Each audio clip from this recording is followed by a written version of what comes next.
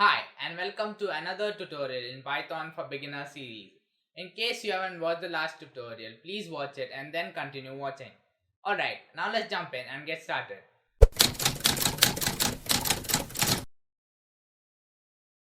In this tutorial, you will learn about variables. Variables are one of the most fundamental concepts of programming. Variables store temporary data in computer's memory. Let's type x equals 12. When the Python interpreter interprets this code, it will first allocate some memory and then it will store the number 12 in the memory. And finally, it will attach these x to the memory location. Imagine we have a basket and the number of x in the basket is 12. So the x are the label we put on the basket. So these x are the label we can use anywhere in the program to access the value we have in the basket. This is a very simplified explanation. Now, we must print the price on the terminal. Print. Now this time we are not going to add quotations because if we put quotations here, you will see the text X on the terminal. So remove the quotations and type X. Now let's run this program one more time. There you go. So we have 12 on the terminal. So this is how we define a variable. We start with an identifier, which is the name of the variable, then an equal sign, and finally a value.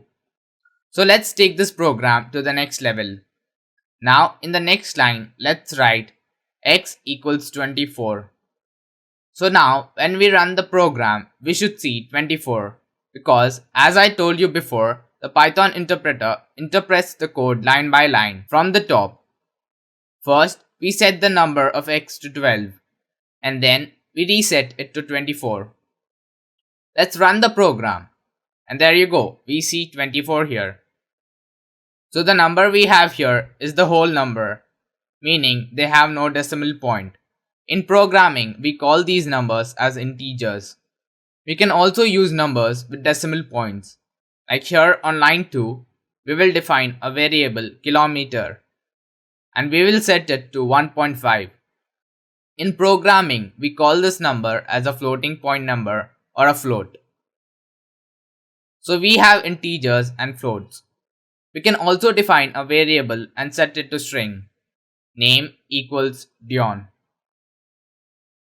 We also have another type of value which is called boolean, which can be true or false. Here is an example. We are going to define a variable is underscore good. So we use an underscore to separate multiple words in our variable's name. We set this to true or false. These are the boolean values. Now, note that Python is a case sensitive language, which means it is sensitive to lowercase and uppercase. So while defining a variable, you should always use lowercase letters. Here, false and true are special keywords, so you should spell these with an uppercase letter. If you use a lowercase here, Python doesn't understand it. You can see we have a red line here which indicates an error. So make sure you spell this with a capital F, or if you want to set it to true, make sure you spell it with a capital T. So in this program, we are storing simple values in our computer's memory, like numbers which are integers and floats, or strings and boolean values. We can also store complex values like lists, which I will show you in the future. So before going any further, I have a little exercise for you. John runs a 2.5 kilometers marathon and finishes in the first place.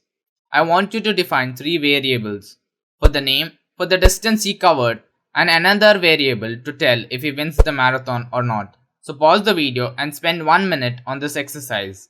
When you're done, come back, continue, and see my solution. First, let's start by defining a variable called name to store the name of the person. In this case, it is John. So name equals John. In the next line, we'll define a variable to store the distance covered by him. So distance equals 2.5. And lastly, let's define a variable is underscore winner to tell if he's the winner or not. In this case, he is the winner. So let's set this to true. So this is the solution to this exercise. So that is it for this tutorial. Please support my hard work by liking this video and sharing it with others.